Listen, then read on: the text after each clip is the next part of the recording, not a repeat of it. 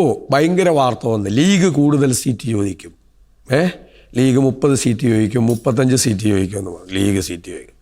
ഞങ്ങൾ തമ്മിൽ കോൺഗ്രസും ലീഗും തമ്മിലുള്ള ബന്ധം അറിയാത്തവരാ. ഇവർ ലീഗിൻ്റെ പുറകെ നടന്നു കുറേ നാൾ ഇല്ലേ. ലീഗ് ജനാധിപത്യ പാർട്ടിയാണ്, ലീഗ് മതേതര പാർട്ടിയാണെന്നൊക്കെ സ്റ്റേറ്റ്മെൻറ്റ് കൊടുത്തു.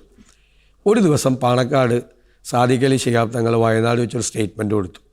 അദ്ദേഹം പറഞ്ഞു UDF നിൽക്കാൻ 1000 കാരണങ്ങളുണ്ട്, LDF പോകാൻ ഒരു കാരണം പോലും ഇല്ലയെന്ന് പറഞ്ഞു. ക്ലിയറായി. അന്ന് മുതൽ ഈ മതേതര പാർട്ടിയും ജനാധിപത്യ പാർട്ടിയൊക്കെ മാറിയിട്ട് വർഗീയ പാർട്ടിയായി മുസ്ലിം ലീഗ്. മുസ്ലിം ലീഗിനെ കോൺസെൻട്രേറ്റ് ചെയ്ത് ഇവർ അറ്റാക്ക് ചെയ്യുകയാണ്. മനസ്സിലായോ? അപ്പോൾ സീറ്റ് ചോദിച്ചപ്പോൾ സീറ്റ് ചോദിക്കും കൂടുതലെന്ന് വെച്ചു. അവർ ഒരു സീറ്റ് പോലും കൂടുതൽ ചോദിച്ചില്ല. ഒരു സീറ്റ് പോലും കൂടുതൽ ചോദിച്ചില്ല. ഉള്ള സീറ്റ് അവർക്ക് നിലനിർത്തണമെന്ന് പറഞ്ഞു. അതിപ്പോൾ കോൺഗ്രസ് സമ്മതിക്കും. ഉള്ള സീറ്റ് നിലനിർത്തണ്ടേ എല്ലാവർക്കും? പരമാവധി എല്ലാവരും ശ്രമിക്കില്ലേ സീറ്റ് നിലനിർത്താൻ? ചിലപ്പോൾ അങ്ങോട്ടും ഇങ്ങോട്ടുമൊക്കെ അഡ്ജസ്റ്റ് ചെയ്തിട്ടൊക്കെ ചെയ്യും. ഒരു സീറ്റ് പോലും ചോദിച്ചില്ല. വെറുതെ ക്യാമ്പയിനാണ്. അവരൊരു ഉപമുഖ്യമന്ത്രി പദവും ചോദിച്ചിട്ടില്ല, സീറ്റും ചോദിച്ചില്ല. ലീഗ് ഒരു കാര്യത്തിലും അനാവശ്യമായൊരു സമ്മർദ്ദം ചെലുത്താറില്ല. ഇപ്പോഴത്തെ UDF എന്ന് പറഞ്ഞു കഴിഞ്ഞാൽ ഞങ്ങൾ ടീം UDF എന്നാണ് പറയുന്നത്. അത്രയും സ്പിരിറ്റാണ്. ഒരു പാർട്ടിയെ പോലെയാണ് ഞങ്ങൾ വർക്ക് ചെയ്യുന്നത്. അസംബ്ലി പോലും ഒരു അവസരം ഉണ്ടായിട്ടുണ്ട്.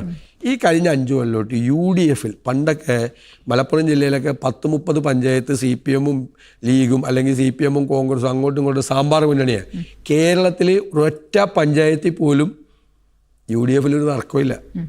ഒരു കാലത്തും ഇല്ലാത്ത തരത്തിലുള്ള യൂണിറ്റിയാണ്. UDF ഒരു പാർട്ടിയെ പോലെയാണ് വർക്ക് ചെയ്യുന്നത്. ഞങ്ങൾ ചെറിയ പാർട്ടികളും വലിയ പാർട്ടികളൊക്കെ തമ്മിൽ ഭയങ്കരമായ ബന്ധമാണ്. അതൊന്നും ആരും ഹൈലൈറ്റ് ചെയ്ത് കാണിക്കാറില്ല.